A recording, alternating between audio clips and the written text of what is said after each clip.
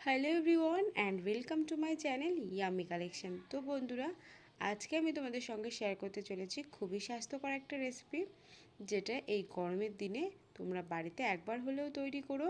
আর এই রেসিপিটা কিন্তু শরীর ও মন দুটোকেই সুস্থ রাখবে আর ভালো রাখবে। খুবই সামান্য কয়েকটা উপকরণ দিয়ে খুব অল্প সময়ের মধ্যে তৈরি হয়ে যাবে, আর খেতে হবে দুর্দান্ত স্বাদের।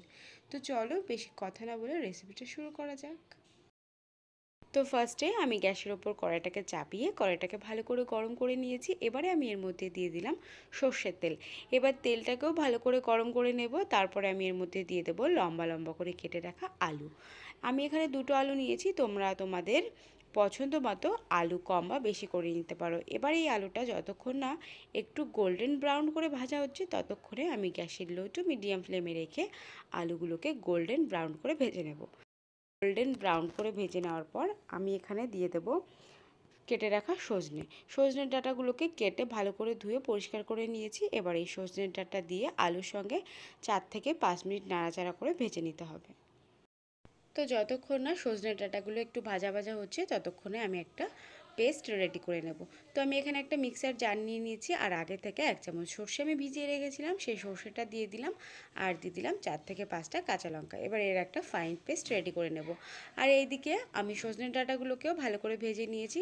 সজনে ডাঁটার কালারটা চেঞ্জ হয়ে গেছে। এবার আলু আর সজনে ডাঁটা নামিয়ে নেব। এবার এই তেলের মধ্যে আমি দিয়ে দেবো 5 ফোড়ন, আর দিয়ে দেবো সামান্য একটু লাল লঙ্কার গুঁড়ো। এবার ফোড়নটাকে একটু ভেজে নেওয়ার পর আমি ভেজে রাখা সজনে ডাঁটা আলুগুলো দিয়ে একটু নাড়াচাড়া করে নেব। তারপরে দিয়ে দেব লম্বা লম্বা করে কেটে নেওয়া টমেটো। লম্বা লম্বা করে টমেটোটা কেটেছি, যেহেতু আলুগুলো লম্বা লম্বা করে কেটেছি এই জন্য টমেটোগুলো আমি লম্বা করে কেটে নিয়েছি। এবার টমেটোগুলো দিয়ে একটু নাড়াচাড়া করে নিতে হবে। তারপরে আমি এর মধ্যে দিয়ে দেবো স্বাদ মতো লবণ, আর দিয়ে দেবো সামান্য একটু হলুদ গুঁড়ো।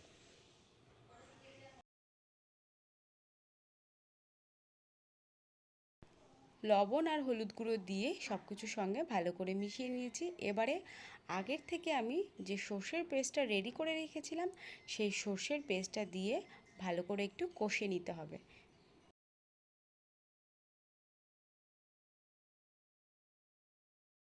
সর্ষে পেস্টটা দিয়ে ভালো করে কষিয়ে নিয়েছি। এবারে আমি এর মধ্যে দিয়ে দিলাম সামান্য একটু চিনি। চিনিটা দিলে টেস্টটা কিন্তু খুব দারুণ আসে। এবারে তোমরা এটাকে নামিয়ে এইভাবেও খেতে পারো, কিন্তু আমি এটাকে একটু গ্রেভি করব, এই জন্য আমি এর মধ্যে দিয়ে দিলাম 1 কাপ জল।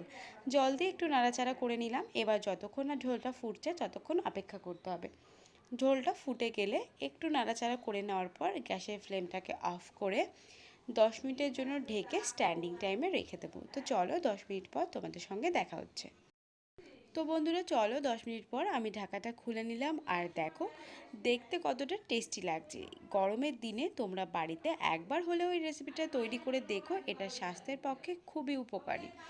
আর যেহেতু সজনের ডাঁটা আছে, সজনের ডাঁটার গুণাগুণ নতুন করে কিছু বলার নেই, তোমরা সবাই জানো। তো বন্ধুরা, আজকে রেসিপিটা যদি তোমাদের ভালো লেগে থাকে বাড়িতে একবার হলেও ট্রাই করে দেখো, আর আমাকে কমেন্ট করে জানিও। চ্যানেলে যদি নতুন বন্ধু হয়ে থাকো তাহলে প্লিজ চ্যানেলটাকে সাবস্ক্রাইব করতে ভুলো না। টাটা, বাই বাই, দেখা হবে অন্য কোনো রেসিপির সঙ্গে। বাই।